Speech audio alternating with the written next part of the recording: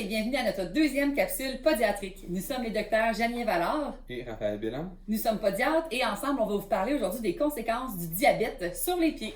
Alors, pour débuter, on va faire un bref résumé sur les conséquences générales du diabète. On peut diviser les conséquences du diabète en deux grandes classes, les complications microvasculaires, donc des petits vaisseaux, et les complications macrovasculaires des grands vaisseaux. Les complications macrovasculaires comprennent donc le risque augmenté d'accident vasculaire cérébral ou d'AVC ou de maladies cardiovasculaires, de même que de maladies artérielles périphériques ou MAP, laquelle peut affecter le flot sanguin au niveau des membres inférieurs et faire en sorte que les plaies guérissent moins bien. Et au niveau des complications microvasculaires, on a la rétinopathie diabétique qui peut affecter la vision, la néphropathie diabétique qui peut affecter le fonctionnement des reins et également la neuropathie diabétique qui peut en fait mener à une perte de sensibilité aux pieds, laquelle peut favoriser la formation de plaies. Donc, on a des conséquences spécifiques aux pieds qu'on appelle le syndrome du pied diabétique. En fait, le syndrome du pied diabétique, c'est un amalgame de plusieurs conditions, dont la neuropathie sensorielle. La neuropathie sensorielle, c'est en fait lorsqu'on va moins sentir au niveau de nos pieds, ce qui fait qu'on est plus en fait à risque d'avoir des microtraumatismes menant à des ulcérations, lesquelles peuvent s'infecter. Également, on a la neuropathie motrice. En fait, c'est lorsque les nerfs sont atteints, les nerfs moteurs, ce qui amène des pieds plus creux qui vont avoir des déformations. Lorsqu'on a un pied plus creux, il va y avoir des pressions plantaires qui sont augmentées à des points précis, ce qui peut mener à des ulcérations également, lesquelles peuvent s'infecter. On a également la neuropathie autonome. En fait, lors de la neuropathie autonome, on a une peau qui est plus sèche, donc plus fragile, laquelle peut fissurer et également favoriser la formation de plaies et d'infections.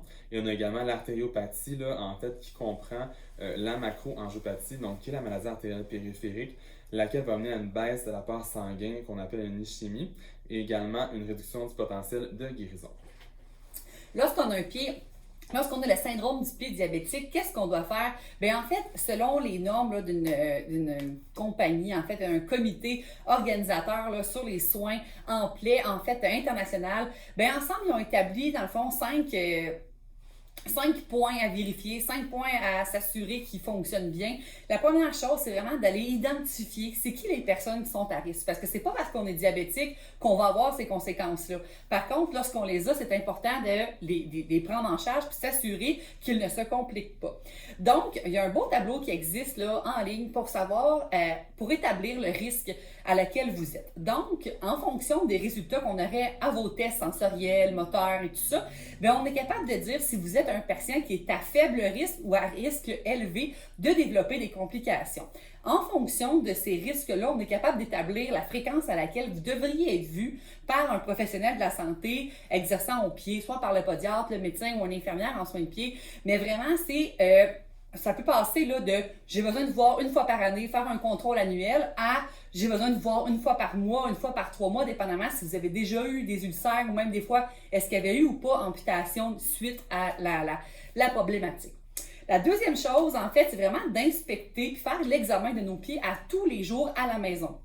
C'est-à-dire, lorsqu'on sort du bain, on essuie comme il faut nos pieds, on vérifie qu'il n'y a pas de bobo sur nos pieds, qu'il n'y a pas de sang, qu'on n'a pas de fissures, qu'on n'a pas de bobo. À ce moment-là, c'est une des choses qui est vraiment importante à faire. Puis ça, c'est quelque chose qu'on peut facilement faire à la maison. Des fois, avec un miroir, on peut mettre un miroir au sol, s'assurer que le pied il est correct. Des fois, on peut demander l'aide là, de conjoints, conjointes, enfants là, qui sont à la maison. Par la suite, c'est important de bien s'éduquer parce que mieux en fait on va comprendre la problématique, notre réalité, bien mieux on va être adapté pour finalement s'assurer qu'il n'y a pas de problématique. Fait que éduquer la personne, éduquer notre famille aussi, nos conjoints, nos enfants de notre condition, ça fait en sorte qu'on va être toutes plus alertes puis qu'il ne devrait pas avoir de problématique. La troisième chose, c'est le port de chaussures adéquats. On sait que des fois, les souliers, on va s'arranger pour que notre pied fasse dans le soulier, mais malheureusement, il faut vraiment que le soulier fasse à notre pied. On le sait qu'un soulier trop petit, trop serré va favoriser des frictions, va favoriser des points d'appui qui seraient anormaux et qui pourraient créer une ampoule, qui pourrait finalement s'infecter, se compliquer, tout ça. Donc, c'est vraiment important de s'assurer que la chaussure qu'on va prendre est adéquate. Pour ce faire, il existe plusieurs magasins là, qui sont bien adaptés pour ça. Ou des fois, c'est aussi niaiseux que d'enlever la fausse semelle du soulier, déposez-la par terre, mettez votre pied par-dessus. Si vous voyez que votre pied, il sort de chaque côté, c'est peut-être que le soulier n'est pas assez large pour votre pied en fonction de sa largeur et de sa longueur. Fait que ça, c'est quelque chose qui va être bien important. Par la suite, le quatrième ou cinquième point, là, c'est vraiment la prise en charge des facteurs de risque. Et par facteur de risque, on entend prendre en charge des ongles incarnés, des ongles qui ont décollé parce qu'on s'est cogné, prendre en charge des fois là aussi tout ce qui est point de pression. Fait il y en a qui ont beaucoup de cornes sur le gros orteil ou au talon. Bien, assurez-vous d'aller voir quelqu'un qui va aller enlever la corne au talon pour s'assurer qu'il n'y en ait pas trop. Parce que s'il y a trop de cornes, comme on a dit, la friction va faire en sorte que ça peut faire notre plaie, ça peut se compliquer. Donc, d'aller enlever ça.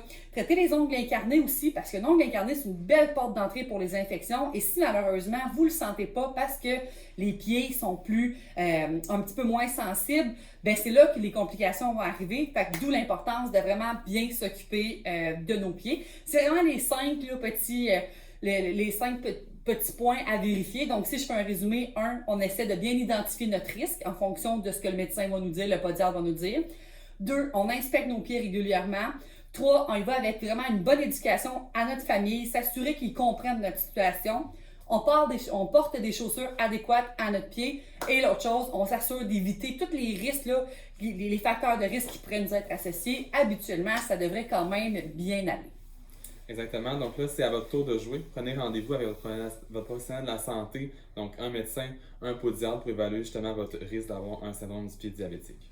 Parfait, donc c'est un petit début en fait à savoir c'est quoi les conséquences, puis on va vous revenir avec une troisième capsule prochainement pour vous parler un petit peu plus là, du rôle du podiatre et du rôle de la neuropathie dans la problématique du pied diabétique. Merci. Bonne journée!